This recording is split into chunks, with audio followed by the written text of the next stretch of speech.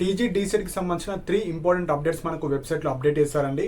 So చాలా మందికి చాలా డౌట్స్ అయితే వస్తున్నాయి కాబట్టి సో సింప్లిఫైడ్ వర్జన్లో మీకు 3 ఇంపార్టెంట్ పాయింట్స్ చెప్తాను. ఫస్ట్ ఇంపార్టెంట్ పాయింట్ వచ్చేసి సో సర్టిఫికేట్స్ గురించి చాలా మంది టెన్షన్ పడుతున్నారు కాబట్టి సో అఫీషియల్గా 2026లో ఎలాంటి సర్టిఫికేట్స్ తీసుకెళ్ళాలి, మనకు కౌన్సిలింగ్కి సంబంధించిన సర్టిఫికేట్స్ వాళ్ళు అప్డేట్ చేశారు, దాని గురించి చెప్తాను. సెకండ్ పాయింట్ వచ్చేసి మనకు ప్రతి జిల్లా అంటే పాత జిల్లాల ప్రకారంగా ప్రతి జిల్లాలో ఎంతమంది రాశారు, సో ఎవరు ఎప్పుడు వెళ్ళాలి, ఏ రోజు వెళ్ళాలి, సో మనకు కట్ ఆఫ్స్ కూడా చూసుకోవచ్చు. సో ఈ రోజే మీకు సీట్ వస్తుందో రాదో తెలుసుకోవచ్చు. సో వాటి గురించి కొన్ని ఇంపార్టెంట్ పాయింట్స్ ఈ వీడియోలో డిస్కస్ చేయడం జరుగుతుంది. సో ఫస్ట్ సర్టిఫికేట్స్ గురించి అందరూ థింక్ చేస్తున్నారు కాబట్టి ఫస్ట్ సర్టిఫికేట్స్ గురించి చెప్తాను. అండ్ మీరు వెబ్సైట్ నుంచి సర్టిఫికేట్ లిస్ట్ కూడా ఏమేమి కావాలో మీరైతే డౌన్లోడ్ చేసుకోవచ్చు.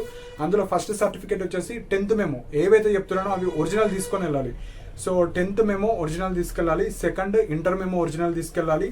ఎవరైతే రీసెంట్ పాస్డ్ అవుట్ ఇంటర్ వాళ్ళు ఉంటారో మీ దగ్గర షార్ట్ మెమో ఉంటే షార్ట్ మెమో లేకపోతే మీరు రిజల్ట్స్ మనకు వెబ్సైట్ నుంచి రిజల్ట్స్ అన్న మీరు తీసుకొని వెళ్ళండి. థర్డ్ వచ్చేసి బోనాఫైడ్స్. ఇక్కడ 4th క్లాస్ టు ఇంటర్మీడియట్ వరకు అడుగుతున్నారు. Suppose 4th class 5th class అక్కడ లేకపోతే మీ పాత స్కూల్స్ ఎక్కడైతే ఉన్నాయో అక్కడికి వెళ్ళి తీసుకోండి. స్కూల్స్ మూసిపోయి ఉంటే మీరైతే ఎంఆర్ఓ దగ్గరికి వెళ్తే ఎంఆర్ఓ దగ్గర సపరేట్గా ఇస్తారు వాళ్ళు. సో మీరైతే అక్కడికి వెళ్ళి తెచ్చుకోవాలి. మీ సేవలు ఇచ్చేది కాకుండా స్కూల్ మూసేసిన స్కూల్ లేకపోతే సపరేట్ ఫార్మేట్ ఉంటుంది, అది ఎంఆర్ఓ దగ్గర వెళ్ళి మీరైతే తెచ్చుకోవాలి. 4th పాయింట్ వచ్చేసి క్యాస్ట్. తెలంగాణ ఫార్మేషన్ తర్వాత ఏవైతే వ్యాలిడ్ అయ్యే క్యాస్ట్లు ఉంటాయో బీసీ కావచ్చు, ఓసీ ఈడబ్ల్యూఎస్ కావచ్చు, అవన్నీ మనకు 2014 తర్వాత ఉండాలి. ఈడబ్ల్యూఎస్ అయితే 2026ది మీరు తీసుకువెళ్ళడానికి ట్రై చేయండి.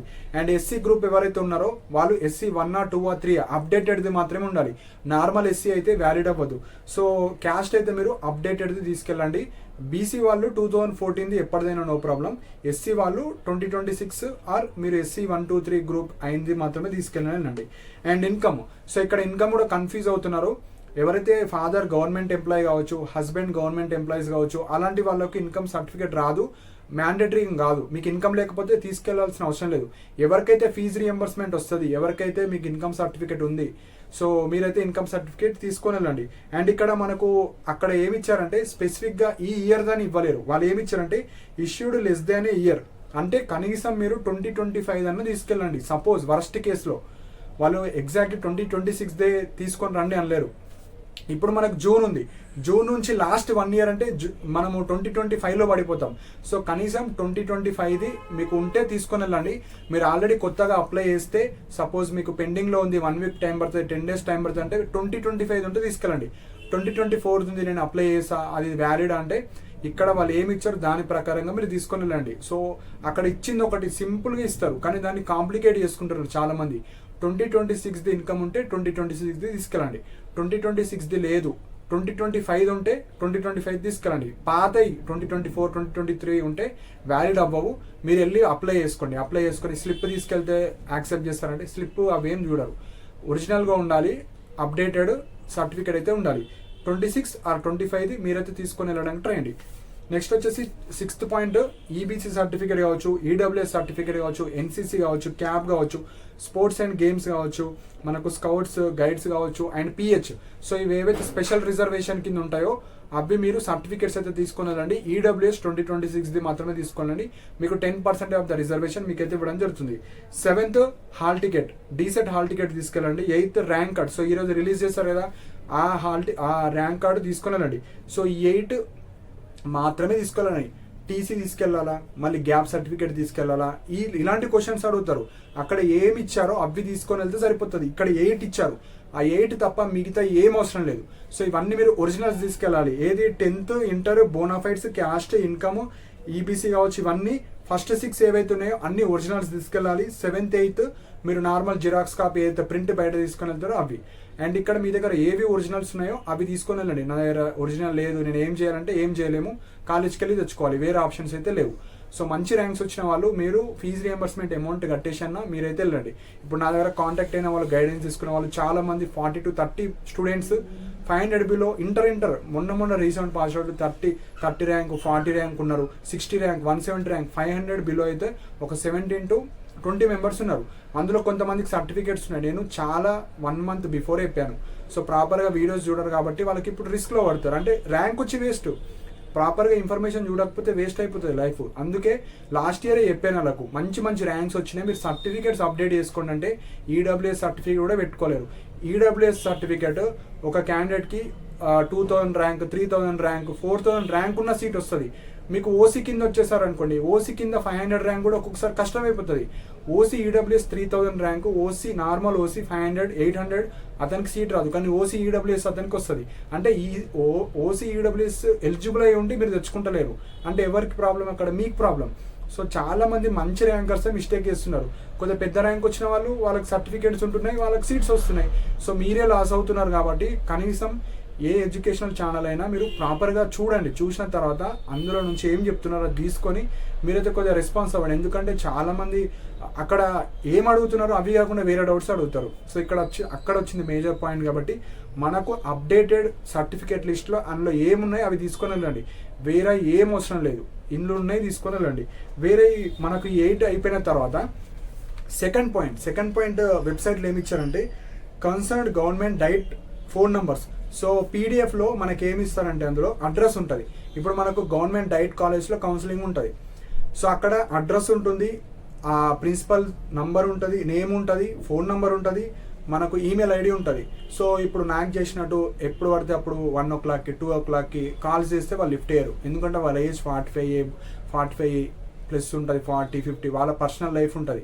సో కాల్స్ అయితే వేయకండి. సో వాళ్ళు లిఫ్ట్ కూడా వేయరు, ఎందుకంటే వాళ్ళకి తెలిసిపోతుంది ఇప్పుడు కౌన్సిలింగ్ టైం కాబట్టి ఈ రోజు నుంచి ఒక 5 days వరకు కాల్స్ ఎవ్వరి కూడా లిఫ్ట్ అయ్యారు వాళ్ళు. సో ఎందుకంటే వాళ్ళు క్లియర్గా వెబ్సైట్లో పెడతారు, ఏదన్నా వెబ్సైట్లో పెడతామమ్మా అక్కడ చూసుకోండి అంటారు. సో మీరు వెబ్సైట్నే ఫాలో అవ్వండి, వెబ్సైట్లో ఏ అప్డేట్ అయినా అఫీషియల్గా ప్రాపర్గా ఉంటుంది. సో వాళ్ళకైతే కాల్ చేయకండి. సో ఏమైనా ఎమర్జెన్సీ ఉంటే తప్ప మీరైతే కాల్ చేయకండి, ఎందుకంటే వాళ్ళు ఆల్రెడీ 45 ఏజ్ అట్లా ఉంటుంది కాబట్టి చేయకండి. సో ఏ డౌట్స్ ఉన్నా మీరు హెల్ప్ డెస్క్ నెంబర్ ఉంటుంది, హెల్ప్ డెస్క్కి చేయండి. హెల్ప్ డెస్క్కి 10:30 to 4 వరకు టైం ఉంటుంది, వాళ్ళకి చేయండి. మీకు ఏ డౌట్స్ ఉన్నా వాళ్ళకైతే చేయకండి మోస్ట్లీ. నెక్స్ట్ వచ్చేసి మనకు third point district and day wise centre count. అక్కడ దాని మీనింగ్ ఏంటంటే మనకు ఈ కౌన్సిలింగ్ వచ్చేసి పాత జిల్లాల ప్రకారం కాబట్టి సో ఫస్ట్ 10 districts పీడిఎఫ్స్ ఉంటాయి, ఆదిలాబాద్ కావచ్చు, వరంగల్ కావచ్చు, అట్లా పాత జిల్లాల ప్రకారంగా అన్నీ ఉంటాయి.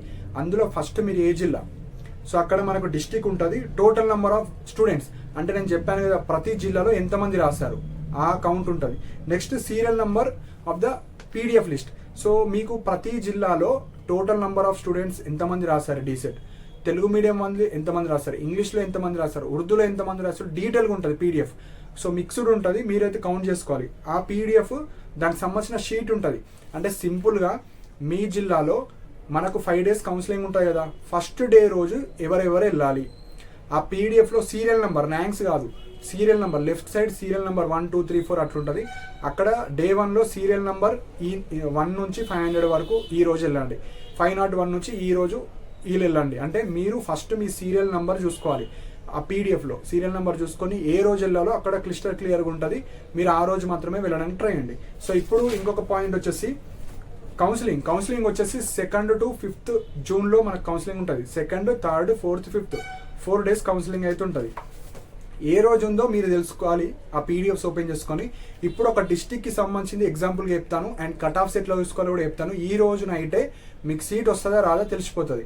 సో ఇప్పుడు మనకు 10 districts ఉన్నాయి కదా, ఎగ్జాంపుల్ మీరు ఆదిలాబాద్ డిస్టిక్ అనుకుందాం. సో అట్లా మీరు అన్నిటికీ రిలేట్ చేసుకోండి, మీరు ఏ జిల్లా కింద వస్తారో రిలేట్ చేసుకోండి. ఇప్పుడు ఎగ్జాంపుల్ ఫస్ట్ డిస్టిక్ మనకు ఆదిలాబాద్ ఉంది. సో ఆదిలాబాద్ వాళ్ళు ఎట్లా చెక్ చేసుకోవాలో చెప్తాను. సో ఇక్కడ మనకు ఆదిలాబాద్ పీడిఎఫ్ క్లిక్ చేయండి. పీడిఎఫ్ క్లిక్ చేస్తే మీకు డౌన్లోడ్ చేసుకోండి. డౌన్లోడ్ చేసుకున్న తర్వాత అక్కడ certificate verification form serial number 1 to 800 on 2nd June 2026. So counselling వచ్చేసి 2nd, 3rd, 4th, 5th. 2nd రోజు ఎవరెవరు వెళ్ళాలి అని డీటెయిల్గా ఉంటుంది. ఆ రోజు మాత్రం వాళ్ళు మాత్రమే వెళ్ళాలి, వేరే వాళ్ళు వెళ్ళొద్దు. సో ఇక్కడ ఫస్ట్ డే మనకు 1 to 800 సీరియల్ నెంబర్ ఆ పీడిఎఫ్లో లెఫ్ట్ సైడ్లో మీకు సీరియల్ నెంబర్ 1, 2, 3, 4 ఆ 1 to 800 మెంబర్స్ నేమ్స్ కావచ్చు, రూల్ నెంబర్స్ కావచ్చు ఉంటారు, వాళ్ళు మాత్రమే డే 1 రోజు వెళ్ళాలి, అంటే 2nd రోజు వెళ్ళాలి. సో డే 2 రోజు మనకు 801 to 1600 సీరియల్ నెంబర్ వాళ్ళు వెళ్ళాలి. డే 3లో 1601 to 2400. డే 4లో మనకు 2401 to 3328. అంటే ఒక జిల్లాలో ఎంతమంది అయితే రాస్తారో సీరియల్ నెంబర్ ప్రకారంగా వాళ్ళు పీడిఎఫ్ ఇచ్చారు. సో ఇంతమంది ఈరోజు ఇంతమంది ఒకేసారి వెళ్తే వాళ్ళు కంట్రోల్ చేయలేరు కదా. సో ఇట్లా సెకండ్, థర్డ్, ఫోర్త్, ఫిఫ్త్ 4 డేస్ని కొంతమందిని డిస్ట్రిబ్యూట్ చేసి ఈ రోజు వీళ్ళు మాత్రమే రావాలి. సో అట్లా కంప్లీట్గా మనకు కౌన్సిలింగ్ అయితే అయిపోతుంది. సో మీ జిల్లా ఏదో తెలుసుకోండి. ఫస్ట్ మీరు జిల్లా ఎట్లా తెలుసుకోవాలంటే మీరు బోనాఫైడ్స్ మెయిన్గా. సో మీరు 1st to 7th ఎక్కడ చదివారు, so 1st to 7th maximum ఏ జిల్లాలో చదివి ఉంటారో అది మీకు లోకల్ డిస్ట్రిక్ట్ కింద వచ్చేస్తుంది. సపోజ్ నేను సమ్ పార్ట్ ఆఫ్ ద ఈ డిస్ట్రిక్ట్లో చదివా, నెక్స్ట్ ఈ డిస్ట్రిక్ట్లో చదివానంటే ఇప్పుడు ఫస్ట్ టు 7th మ్యాక్సిమం ఎన్ని ఇయర్స్ ఏ జిల్లాలో చదివారో ఆ జిల్లాకు మీరు లోకల్ అవుతారు. ఎగ్జాంపుల్ మీరు ఆదిలాబాద్ జిల్లాలో 1st to 4th చదివారు, 5th, 6th, 7th వరంగల్లో చదివారు. మ్యాక్సిమం ఇయర్స్ ఎక్కడ చదివారు, ఆదిలాబాద్లో 1st to 4th 4 years చదివారు. సో మ్యాక్సిమం మీరు ఆదిలాబాద్ జిల్లాకు లోకల్ అయిపోతారు. సో అట్లా మీరు చూసుకొని మీరు పీడిఎఫ్ చూడండి. సపోజ్ మీరు అనుకున్న దాంట్లో మీ నేమ్ లేదు, మీ రోల్ నెంబర్ లేదు, మీరు ఏదైతే అన్ని పీడిఎఫ్స్ లింక్ అండి, పీడిఎఫ్స్ లింక్కి చూసుకోండి. లేకపోతే మీరు హెల్ప్ డెస్క్ అయితే కాల్ చేయండి. సో మీరు ఏ జిల్లా కింద వస్తారో బోనాఫైడ్ చూసుకోండి. మీరు ఎక్కడ చదివారు, 1st to 7th మీరు అప్లికేషన్లో ఏది ఇచ్చారు, సో అది ప్రాపర్గా చూసుకొని మీరైతే డిస్ట్రిక్ట్ ఓపెన్ చేయండి. సో డిస్ట్రిక్ట్ ఓపెన్ చేసిన తర్వాత ఇప్పుడు కట్ ఆఫ్స్ ఎట్లా చూసుకోవాలి, ఈ రోజున అయితే మీకు సీట్ వస్తుందా రాదా ఎట్లా తెలుసుకోవాలో ఇప్పుడు చెప్తాను.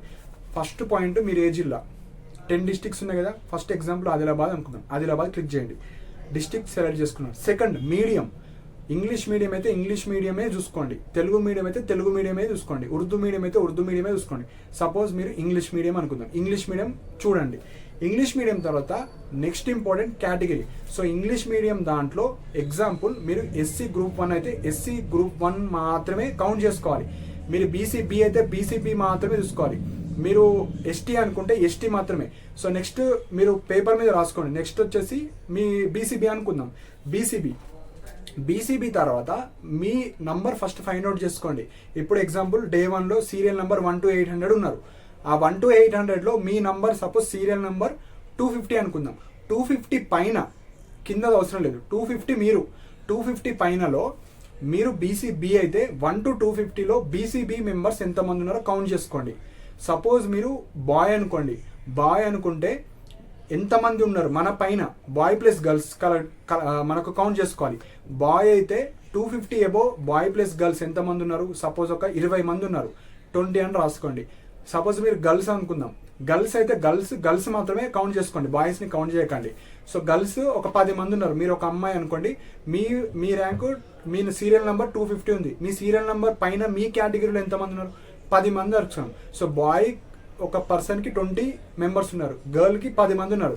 ఇప్పుడు మీరు ఏం చేయాలంటే డీసెట్ కాలేజ్ లిస్ట్ మన టెలిగ్రామ్ ఛానల్ ఉంటుంది, డీసెట్ ఓపెన్ చేసుకొని మీరు ఆదిలాబాద్ జిల్లాలో మీ మీడియంలో ఇంగ్లీష్ మీడియంలో ఎన్ని కాలేజెస్ ఉన్నాయి, ఎన్ని సీట్స్ ఉన్నాయి కౌంట్ చేసుకోండి. కౌంట్ చేసుకున్న తర్వాత మీరు కనీసం మీ కేటగిరీకి ఎన్ని సీట్స్ వస్తాయి, ఎగ్జాంపుల్ మీరు ఒక కాలేజ్కి ఎగ్జాంపుల్గా చెప్తాను, 50 సీట్స్ ఉంటాయి ఒక కాలేజీలో, 10% ఆఫ్ ద సీట్స్ తీసేస్తే 40 సీట్లు కన్వీనర్లు ఉంటాయి, అంటే కౌన్సిలింగ్ ద్వారా.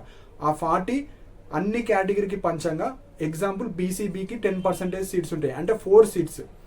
ఆ 4 సీట్స్లో 1 మ్యాండేటరీగా గర్ల్కి ఇచ్చేయాలి, మిగతా 3 ఉమెన్ వాళ్ళు వస్తారు, మళ్ళీ అందులో జనరల్ బాయ్ కూడా వస్తారు. సో ఇప్పుడు 4 అంటే ఇప్పుడు మీకు ఎన్ని సీట్స్ ఉన్నాయి, ఒక కాలేజీలో 4. సపోజ్ మీ యొక్క ఆదిలాబాద్ జిల్లాలో మీరు ఇంగ్లీష్ మీడియం ఒక కాలేజ్కి 4 సీట్స్ ఇస్తే, సపోజ్ ఎగ్జాంపుల్గా చెప్తున్నా, రిలేట్ చేసుకోండి అన్ని కేటగిరీ వాళ్ళు, 4 కాలేజెస్ ఉన్నాయి ఎగ్జాంపుల్, అంటే 4 4 16. మీ కేటగిరీ చెప్తున్నా, జనరల్లీ కౌంట్ చేస్తున్నాను ఇక్కడ, మీ కేటగిరీలో ఫస్ట్ ప్రియారిటీ ఉంటుంది కాబట్టి చెప్తున్నా. సో 4 4 16 అంటే మీరు ఆదిలాబాద్ జిల్లాలో 16 సీట్స్కి మాత్రమే ఎలిజిబుల్ అవుతారు. ఆ 16 సీట్స్లో మీ ర్యాంక్ ఎంత అంటే ఆ పీడిఎఫ్ మొత్తంలో బీసీబీలో టాప్ 15లో ఉన్నారనుకోండి సీట్ వస్తుంది సింపుల్గా, టాప్ 15లో లేకపోతే సీట్ రాదు, సింపుల్. ఇది మనకు కట్ ఆఫ్ అనాలిసిస్. సో ఇట్లా 16 రాలేరు, ఒక 20-24 వరకు వచ్చారు, అప్పుడు కూడా సీట్ రావడానికి ఛాన్స్ ఉంటుంది. ఎందుకంటే సర్టిఫికేట్ వెరిఫికేషన్లో 50% ఆఫ్ ద స్టూడెంట్స్ అందరూ రిజెక్ట్ అయిపోతారు. ఎందుకంటే చాలామంది ఈ డీసెట్ చేసే వాళ్ళు degree first year, degree second year, BTech second year, BEd first year, PG first year, regular course చేసే వాళ్ళందరూ సర్టిఫికేట్స్ తీసుకొని రారు. ఎందుకంటే వాళ్ళకు కాలేజెస్లో ఇంటర్ 10th మెమోస్ అక్కడ ఉంటాయి కాబట్టి వాళ్ళు ఎవ్వరు తెచ్చుకోరు. సో వాళ్ళకి లాస్ట్ ఇయర్ అయితే ఎవరిని యాక్సెప్ట్ చేయలేరు, ఈ ఇయర్ కూడా యాక్సెప్ట్ చేయకపోవచ్చు. ఈ ఇయర్ ఎట్లుంటో తెలియదు, కాకపోతే లాస్ట్ ఇయర్ సినారియో చెప్తున్నాను. లాస్ట్ ఇయర్ యాక్సెప్ట్ చేయలేరు. యాక్సెప్ట్ చేయకపోతే some thousands of the students reject అయిపోతారు. అప్పుడు జెన్యున్గా ఎవరి దగ్గర అయితే సర్టిఫికేట్స్ ఉంటాయో మీకు పెద్ద ర్యాంక్ ఉన్న సీట్ వస్తుంది. ఎందుకు వీళ్ళందరూ వెళ్ళిపోతారు కదా. సో అందుకే ఎవరైతే మంచి ర్యాంక్ వచ్చినా, పెద్ద ర్యాంక్ వచ్చినా, చిన్న ర్యాంక్ వచ్చినా మీరు సర్టిఫికేట్ వెరిఫికేషన్స్కి అయితే వెళ్ళండి.